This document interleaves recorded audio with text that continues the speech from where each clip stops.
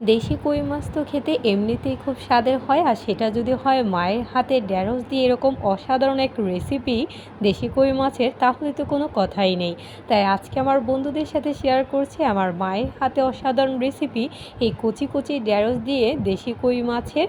তাই ভাবলাম বন্ধুদের সাথেও শেয়ার করা যাক। আর মায়ের রেসিপিটা কখনোই হচ্ছে রসুন বাটা ছাড়া রান্না করে না, কারণ রসুন বাটা দিলে আলাদা একটা ফ্লেভার হয় এই রান্নাটা খেতে।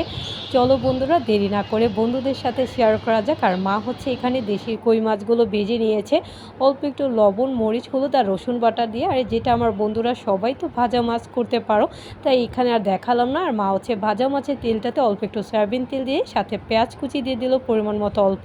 আর এখন হচ্ছে পেঁয়াজটা নাড়াচাড়া করে ভালো করে হচ্ছে লাল করে নিল।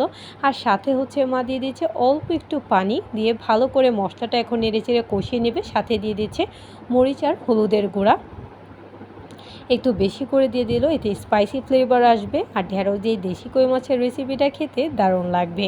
আর ভালো করে মশলাটা কষিয়ে এখন হচ্ছে মা বাটা রসুন বাটাটা দিয়ে দিল, এতে ফ্লেভারফুল হয় এই ঢেঁড়সের রেসিপিটা খেতে। আর সাথে দিয়ে দিল পরিমাণ মতো লবণ, দিয়ে আবারও ভালো করে মশলাটা নেড়েচেড়ে কষিয়ে নিচ্ছে।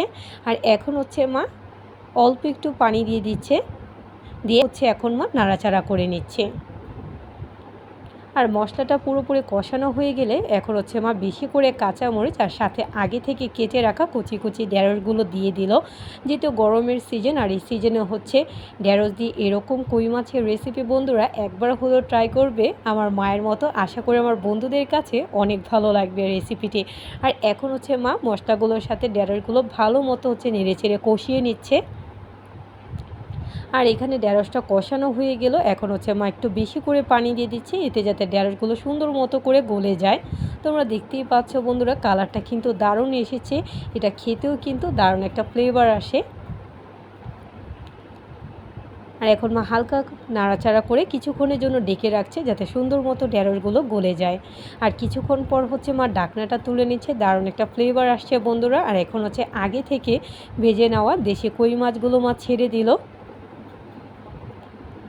আর এখন মা হালকা হালকা নাড়াচাড়া করে কই মাছগুলো হচ্ছে ঝোলটাতে ভালো মতো ডুবিয়ে রাখছে। আর মা এখন এই রেসিপিটা যে রান্না করছে এটা মা পুরোপুরি শুকাবে না, একটু ঝোলই রাখবে, এতে খেতে দারুণ হয় রেসিপিটা। আর সাথে হচ্ছে মা লম্বা বাসমতি ধনে পাতা দিয়ে দিল ছড়িয়ে, এতে আরও বেশি ফ্লেভারফুল হয় রেসিপিটা খেতে।